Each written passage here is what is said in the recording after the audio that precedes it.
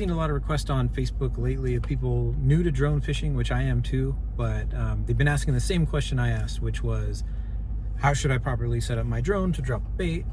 What does it look like? What is your process?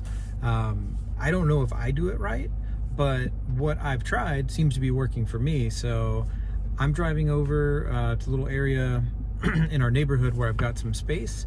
I'm gonna walk through the gear that I use, how I set up my drone, and hopefully show a test drop and what that looks like, and hopefully help a few people out in the process. So stick around and we'll start dropping some baits. All right, so this is what my setup looks like when I'm at the beach. I have my aluminum basket with Yeti on top. Serves as kind of a launch and landing platform at times, keeps everything up out of the sand and a little bit cleaner. Also works great as a rod holder while I'm fishing or while I'm sending baits out. I'm using a Phantom 3 advanced drone, has great range on it, haven't run into any issues, and I'm using just a Gannet tension release on it. The rod is a Penn Squall 40 lever drag. Definitely prefer the lever drags. They're a lot easier to drop baits and get everything set up the same way every time. I've got a 50-pound mono on here, top shot, that's sitting on top of some braid, and about 12 feet from the end of this line, I have my drop loop connected. And here, down here at the very end, I've got, I guess, about a 7-foot leader, 6.5-foot leader with a 6-ounce weight on there. Now these are leaders that I make myself.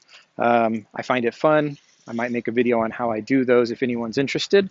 So I've got that drop loop tied in. It's about 8 feet long.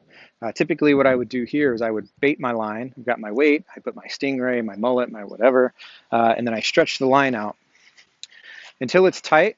My goal is to get that drop loop about 8 to 10 feet away from the tip of the rod and create just enough tension to where the line doesn't lay flat on the ground, but it bows nicely and I have access to my drop loop.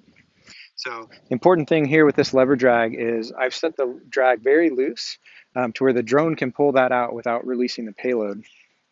So if I were on the beach right now, probably be a lot windier, but typically what I would do is a one-person launch is while I'm on my platform, I'll go ahead and start the drone.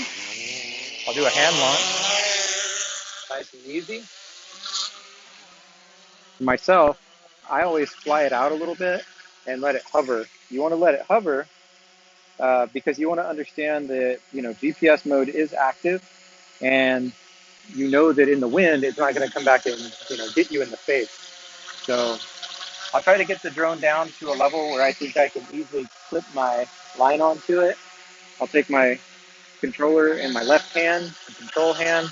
I'll walk up, basically bring the drone down if I have to, and I'll put that loop in there.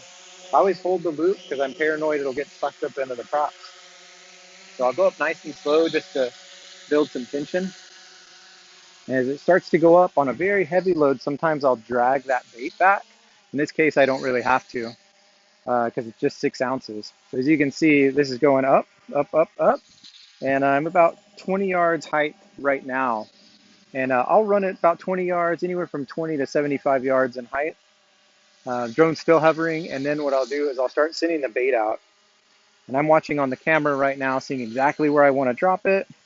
I'm staying close to my reel because if I need to make an emergency stop, I want to be able to hit it quick. But basically, I'll fly it out, and right now I've hit 100 yards, and I'll throw that lever down. And so that has dropped tension on the drone. So again, on the beach by myself, what I do is I set this down, I hit return to home, and that way the drone's coming back and I can quickly just pick this guy up and crank down on it. I can get my weight good and set, and I can put it back in this rod holder, or I can put it in another rod holder on the beach and get it set. So on a 400 or 500 yard run, I can get all that done and the drone will be within 75 yards of me. I cancel return to home and I just send it back. Just bring it back manually. So I come back manually, you'll hear the drone approaching. I got a lot of birds flying around it today. On the beach again, I'll hand catch it, shut the props down, set everything, and then go ahead and just power both off or get ready for the next run. And that's really it. Important things to remember: always stay close to the reel. That way you're ready to drop at a moment's notice. Coast Guard helicopters down on the Texas coast like to fly fast and low, and you always want to scan the horizon and make sure nobody's coming in. As a UAS operator, you have to yield to manned aircraft. So you don't want to be the guy that takes out a helicopter or a small airplane or anything like that. So definitely check your surroundings, make sure everything looks good before you send it out. Be safe, take it slow. There's no hurry in getting the baits out there. The most times, or a few times I've ran into trouble is when I've tried to rush everything and fly a bait out at 40 miles an hour when I can do it at 15 or 20, a lot safer and not run into any problems. So good luck, have fun out there, and if you want to see some more videos, let me know. Thanks.